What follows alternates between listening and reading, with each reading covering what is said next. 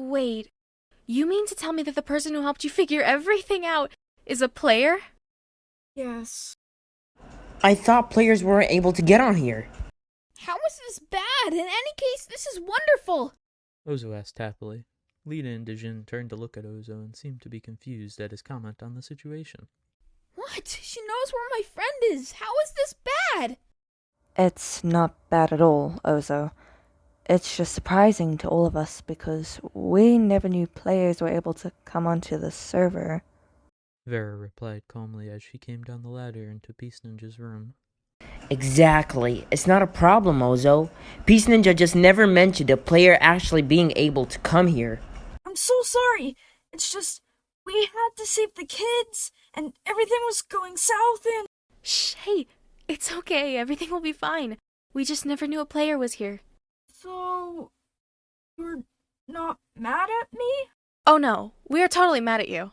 Lita responded with a sarcastic attitude, causing Peace to dismay a little. I'm just messing with you. We're not mad at all.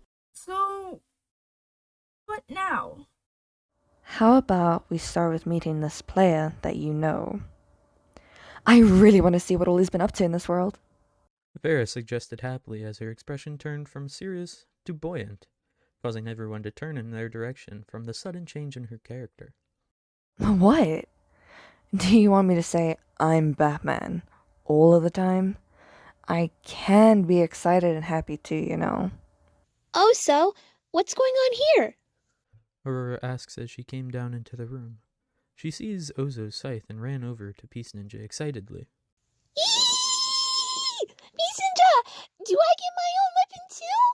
Well, I was gonna give it to you for your birthday, but yes, you do.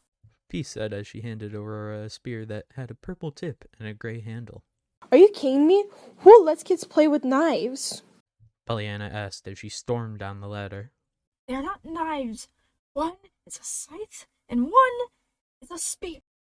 What was that? Nothing. Anyway, who wants to see the player? Why wouldn't we? Me! Definitely! For sure. Heck yeah! Well then, let's go! First off, how long is this journey going to be? Vera pointed out, stopping everyone in their tracks.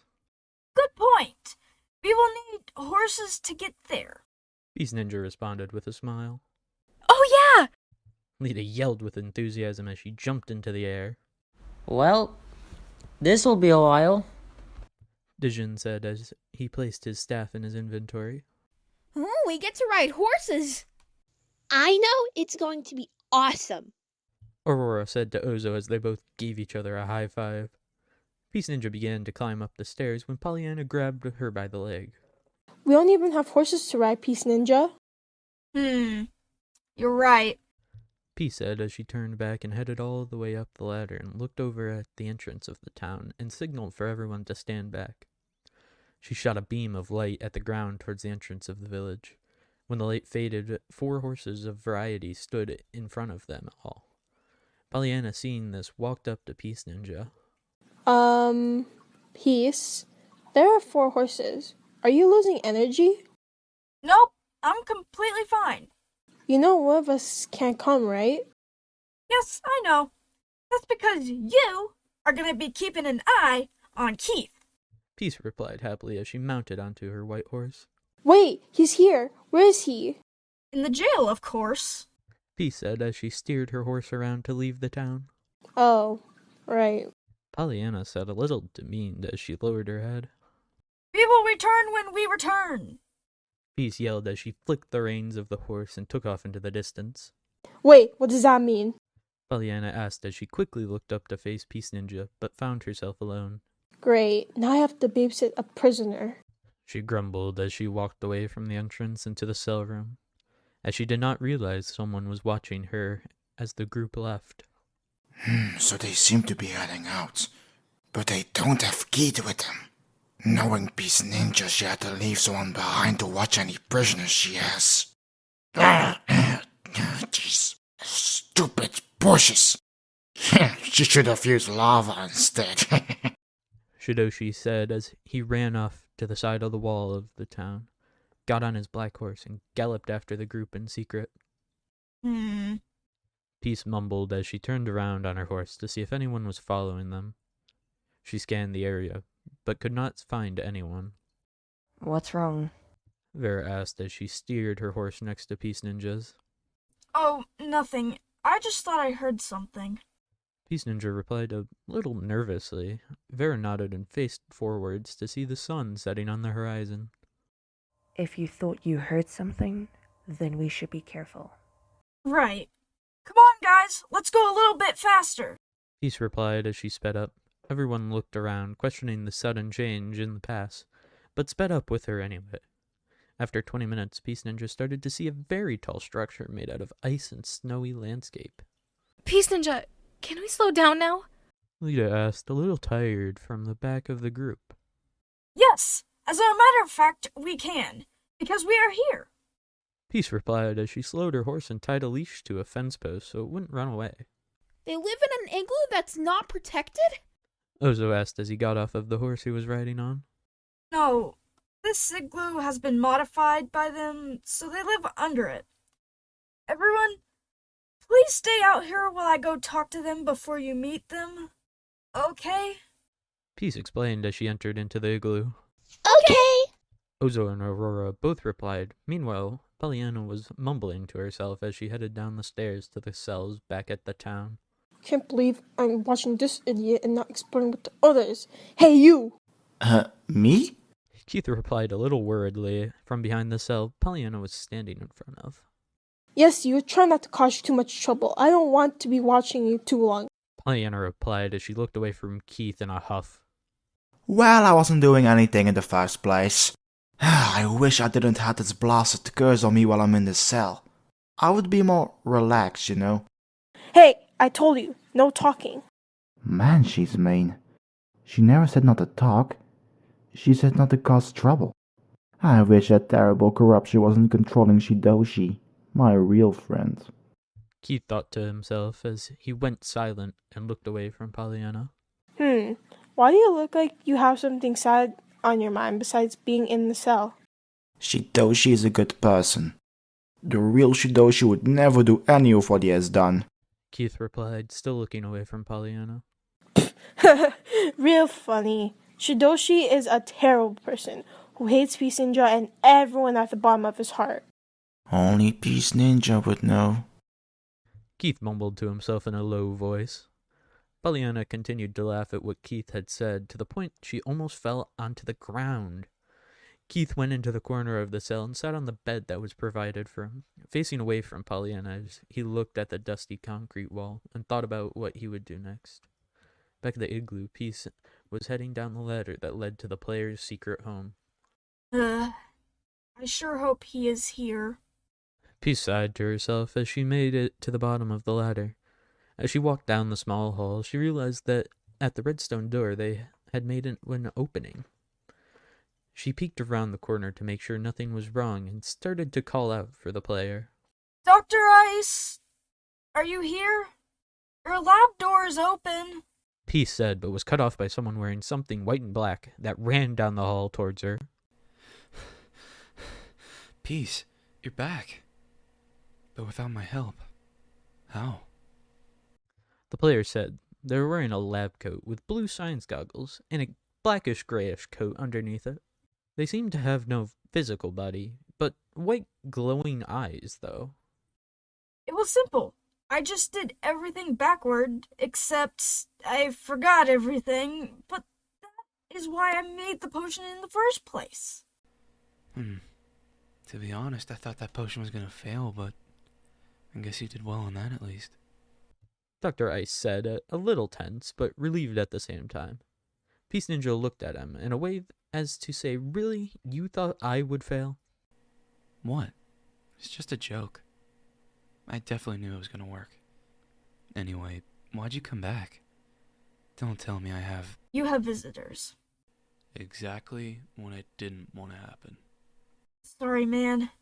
They have never seen a player here, and you are the first to make an appearance here?